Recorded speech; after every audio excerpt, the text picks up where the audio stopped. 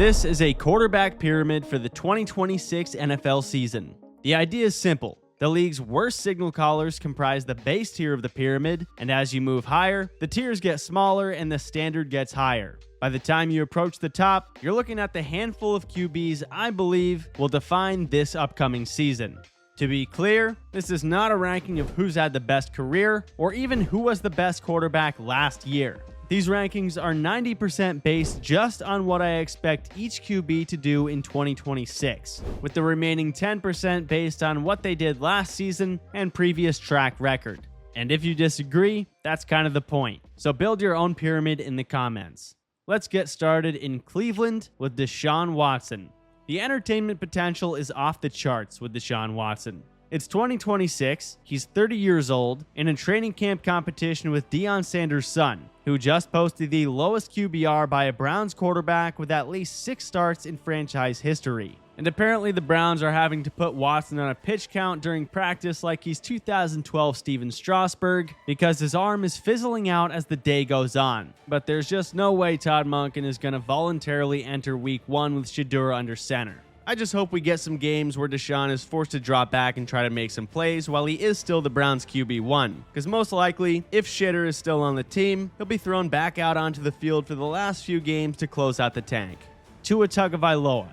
Tua finds himself near the bottom of this pyramid not because we've forgotten what he looked like at his best, but because he's no longer going to have the luxury of dialing up the throw a 10-yard crosser to Tyreek Hill and let him take it 70 yards to the house play.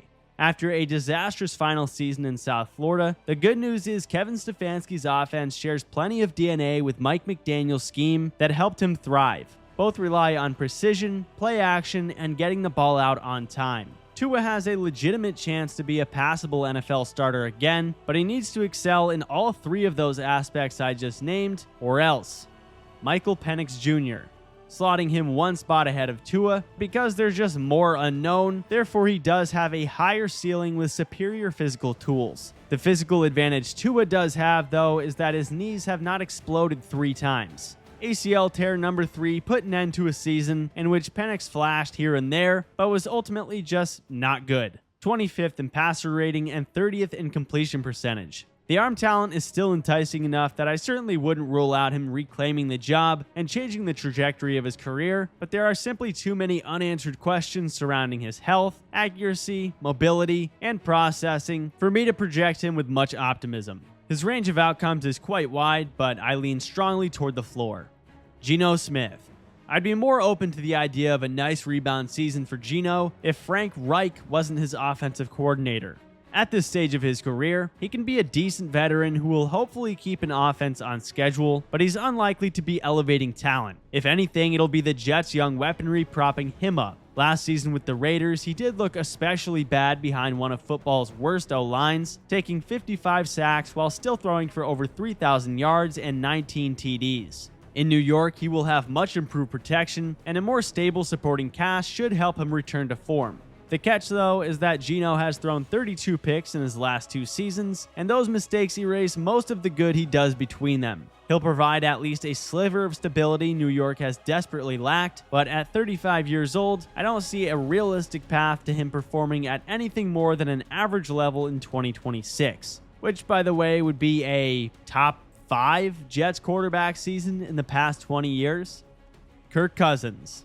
Kirk O'Chains is trying to prove he still has enough in the tank to be an NFL starter while simultaneously holding off the number 1 overall pick. At least Vegas has given him a better environment to succeed than the one they gave Geno last year, upgrading the O-line and simply providing a now healthy Brock Bowers. But I hate to say it as a longtime Kirko enjoyer, this is not going to be pretty. Those 373 yards and 3 touchdowns to Kyle Pitts week 15 on Thursday night in Tampa, that's probably going to be the last real hoorah we ever get from this guy. At 38 years old, any more physical decline is game over. Best case scenario, Kirk can be a passable bridge starter and will keep the job for as long as he can keep the train on the tracks, which I don't expect to be for very long. An ugly 2 or 3 week stretch a la Russell Wilson last year, and Kirk O'Chains will become Kirko benched because of Fernando Mendoza, who I certainly don't view as some weak first overall QB prospect. But the reality is rookie quarterbacks generally have a tough going in year one.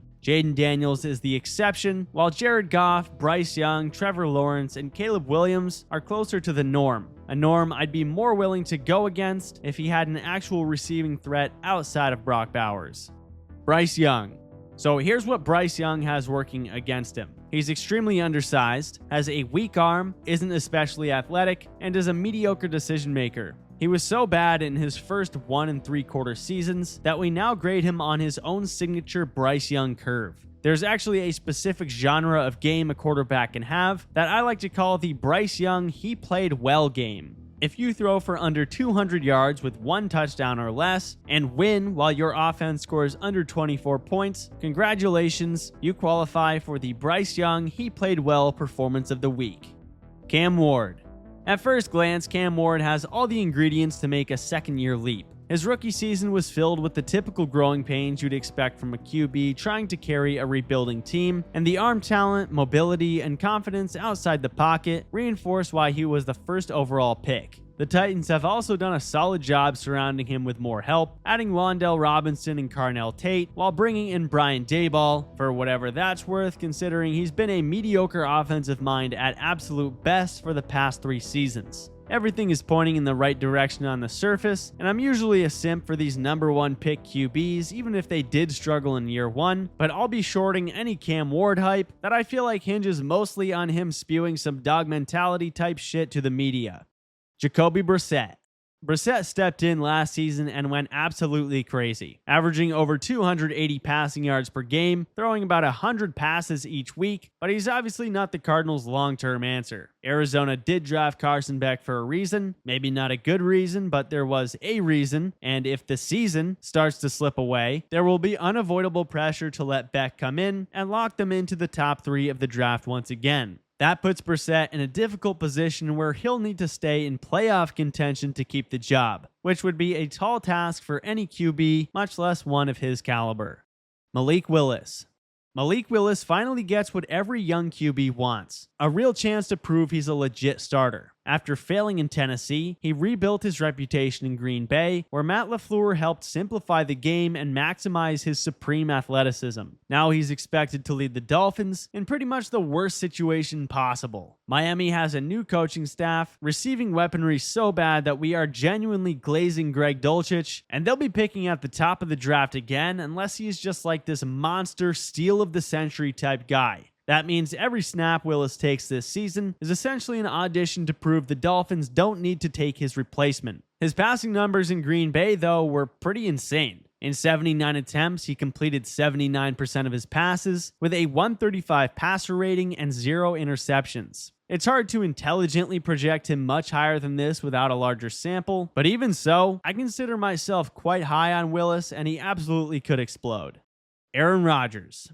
He will not die. Aaron Rodgers may be 42 years old, but I gotta say, I'm a big fan. He silenced plenty of doubters last season by leading Pittsburgh to an AFC North title while throwing for over 3,300 yards and 24 touchdowns, proving he can still win some games. Now he gets one last shot with the Steelers after Mike McCarthy takes over as head coach, providing an offensive system he knows inside and out. That familiarity, combined with a talented supporting cast, gives him a chance to squeeze one more productive season out of his legendary career. Rodgers absolutely can still break out some elite throws, it's just whether he actually attempts to do it over a full season instead of dinking and dunking. I still expect him to be a solid starter and have a few electric weeks sprinkled in throughout the year.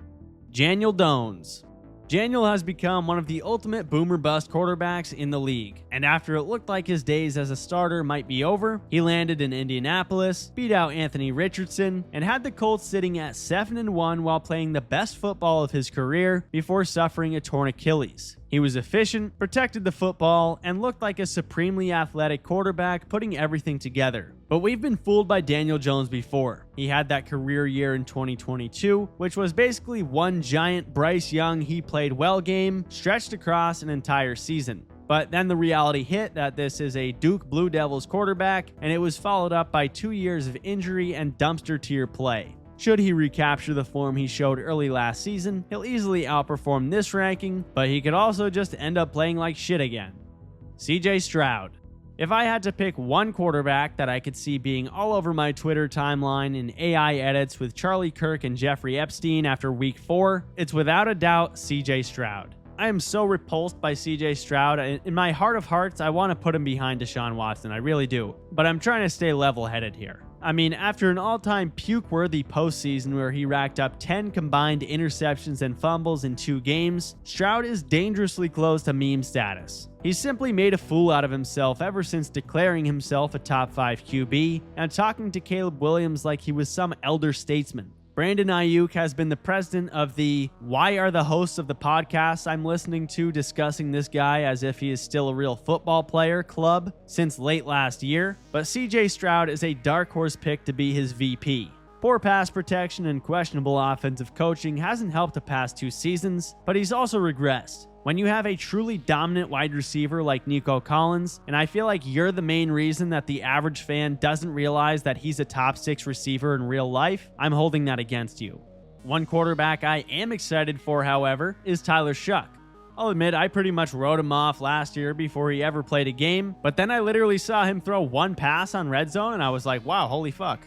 After taking over as the starter in November last year, he posted a 17-game pace of 4,300 yards and 19 touchdowns with a 69% completion rate. That impressive stretch did wonders for his perception and gave New Orleans reason to believe they found their quarterback of the future, despite him being 26 years old. Shuck has a strong arm, throws with beautiful touch, and has more than enough athleticism to extend plays when the pocket breaks down. He enters 2026 with a full offseason as the starter and another huge addition in Jordan Tyson, if and when he can get and stay on the field. The doubts, though, stem from the fact that his late season success came against several below-average defenses. I'm old enough to remember Bryce Young having seemingly arrived when he had 5 touchdowns against the Falcons at the end of the 2024 season. But if last year's breakout was the beginning rather than a fluke, Shuck will solidify himself as the league's premier old-young QB.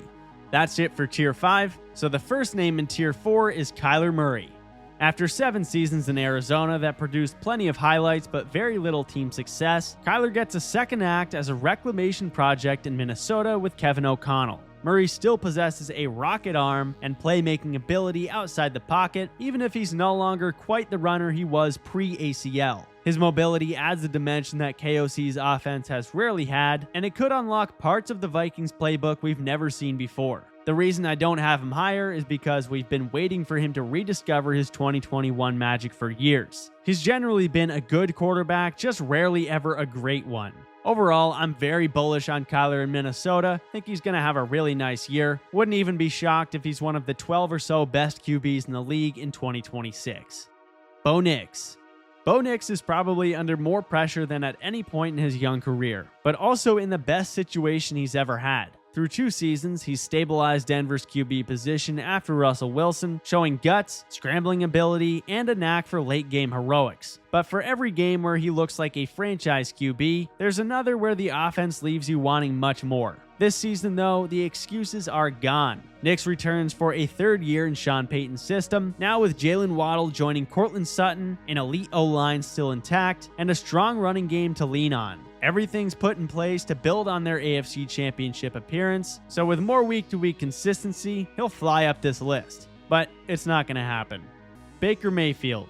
I'm sure you're familiar with John Kiriakou by now. He's best known as the CIA whistleblower who exposed the agency's use of waterboarding and other so-called enhanced interrogation techniques. Among the most inhumane methods, according to CNN, was forcing Al-Qaeda suspects to watch Baker Mayfield try to play through injury in prime time while scrambling around like he's 2019 Lamar Jackson. He himself is a terrorist. 2026 feels like a defining season for Baker. Over the past 2 years, he's been uber productive, throwing for more yards and touchdowns than almost anyone in football. Unfortunately for my eyeballs, there have been 2 very different versions of Baker. Early last season, he was a top 10 QB, but from week 10 on, he threw just 13 touchdowns to 9 picks, while all of his efficiency metrics fell across the board. Injury to himself and across the offense certainly didn't help, but Baker also has a habit of putting his own body at risk with his reckless play style that severely lacks the athleticism to match it, which makes for the worst watch in all of football when he's not going right, if you ask me. Generally, he's a slightly above average QB, but a middle of the pack placement is fair. Jordan Love, the most expensive maybe in the NFL. We've seen elite stretches, but they are stretches after all. Last season, the Packers started strong before losing steam and then blew a massive lead in the playoffs. So once again, Love finds himself on the outside of the league's elite QB conversations. Now the pressure ramps up even more in Green Bay, with growing skepticism about whether this team can truly contend, which means even more weight on Love's shoulders. Jared Goff. You know just about exactly what you're getting from Jared Goff. He's a complete statue, but few players operate within structure as proficiently. Even while dealing with injuries along the O-line and a shakeup in play calling last season, Goff still threw for over 4,500 yards with 34 TDs to 8 picks. Now he returns to arguably the league's best supporting cast, with an improved line expected to make life even easier. The reservation with Goff has always been that his play tends to dip under heavy pressure, but when he's protected, he always has his offense humming. I expect another highly productive season. Jackson Dart. Apparently this is high? I don't know. I felt the same way a year ago about Drake May when I was nothing but extremely impressed with how well he played as a rookie with zero talent around him. Dart was fearless, much to many fans' chagrin in 2025, constantly extending plays and making defenses pay with his legs despite no weapons to speak of. He finished with 9 rushing touchdowns in 12 starts and was one of the league's most dangerous running QBs. And yes, I get he needs to slide and all that, but the playmaking ability is exceptional. He has Pro Bowl upside, and I see similarities to pre-massaged Deshaun Watson. Jalen Hurts.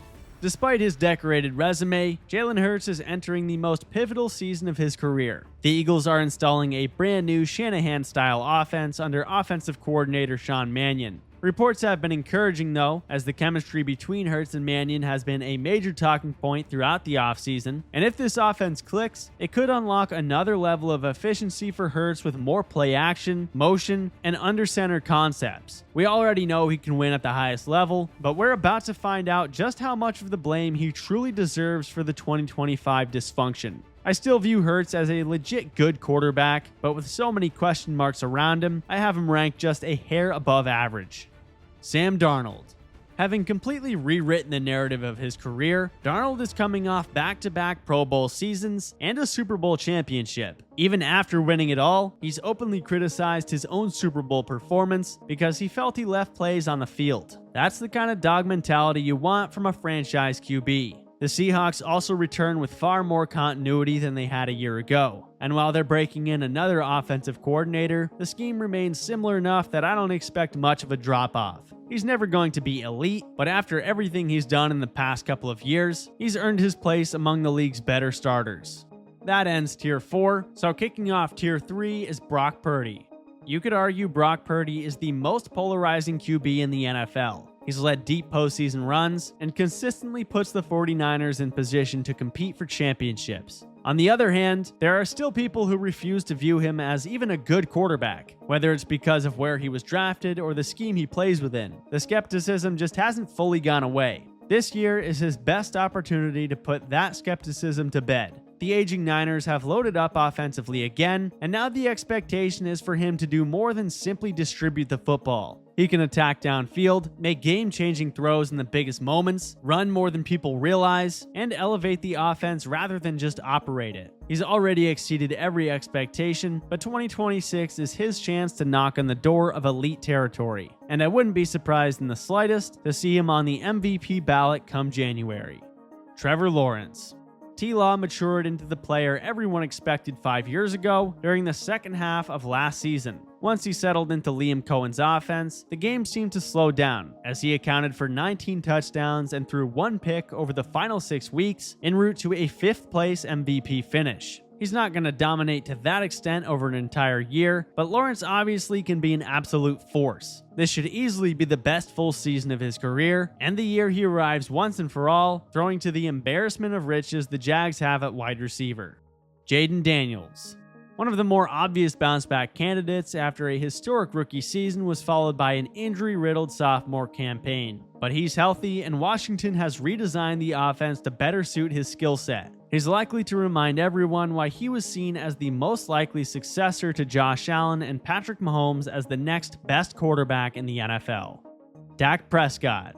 If you ask me, Dak is a bit overlooked these days. This is simply a pure passing god. He put together another excellent season in 2025, topping 300 passing yards 6 times while leading one of the league's most explosive passing attacks. He can put up numbers with the best of them, so with what is in my opinion the league's most unguardable receiving duo in CeeDee Lamb and George Pickens, top 5 production is in play. Matthew Stafford. Stafford continues to defy expectations this late in his career. Fresh off an MVP season and another deep playoff run, age hasn't taken away his ability to dissect defenses at the highest level. If anything, it's made him better. Stafford still throws a majestic deep ball, fires it through tight windows, and is surrounded by an outstanding supporting cast led by Sean McVay's genius. As for replicating last season's incredible production, throwing 46 touchdown passes is an incredibly difficult feat to repeat, and history suggests statistical regression is practically certain. I'm sure I'll have comments complaining about him not being in the top 6, but again, this is based on what I expect to happen this year. Those complaints will look silly if Stafford just throws 28 touchdowns and has 14 interceptions, which is much more likely than him coming close to duplicating 2025. Caleb Williams. Caleb made a gigantic leap last season thanks to the arrival of Ben Johnson combined with his otherworldly talent. Williams led the Bears to their first division title since 2018, threw for nearly 4,000 yards, and became the NFL's most clutch player with a league-leading 6 fourth-quarter comebacks. There's still a ton of room to grow, though. Even with vastly improved protection, his accuracy is the one glaring flaw evidenced by his constantly cited 58% completion rate. And that's really the only hurdle separating him from the truly elite quarterbacks, or even just being the best quarterback in the NFL. The scary part is 2025 was really just a season for building. Continuity combined with an awesome trio of young weapons in Rome Odunze, Luther Burden, and Colston Loveland, there's no excuse not to take another step forward. If Williams can clean up the accuracy while maintaining his late game magic, he will be firmly in the MVP conversation throughout the season. Now for Tier 2. Patrick Mahomes. Despite the torn ACL, if that was even real, I'm honestly just not really expecting him to be babied much at all. Even if he isn't quite the same athlete immediately, Mahomes can obviously win with his arm. But the reason he's way down at 6 is that the Chiefs have not had an offense finish higher than 15th in scoring since 2022. No one knows if Xavier Worthy is any good at all. Andy Reid is fighting off washed-up rumors. There are a lot of things you could say about Travis Kelce, and Rashee Rice, for as good a guy as he is, he's a great receiver in fantasy, but not all that special in real life. Most importantly, I just don't think Mahomes is as good as he was 3 years ago. I mean, is that even controversial? Justin Herbert. I am drinking the Kool-Aid. I know it sounds like a broken record, but it really does seem like everything around him has rarely come together at the same time. Injuries to himself and his O-line have often limited what the Chargers' offense could become, and I will certainly admit, Herbert has crumbled in big games and big moments. But with Mike McDaniel taking over as OC, he now has a play caller known for creating easy throws, generating explosives, and getting the most out of quarterbacks with half the talent Herbert has. This could easily be the scariest passing offense Herbert has played in since entering the league. He should return to the truly elite club and put together the best season of his career. Lamar Jackson. Lamar is still capable of taking over a game in ways no one else can. I've never bought into this narrative that Lamar is a remotely great pure passer, which I've always caught flack for, but last year he lost like 20% of his mobility and was rendered basically powerless, so that doesn't sound like somebody who has the ability to win with their arm to me.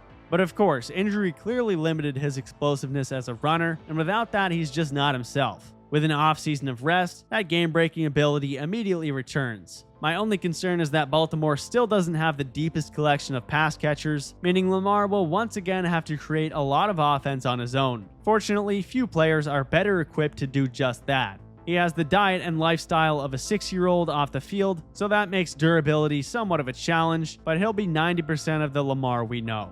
Joe Burrow.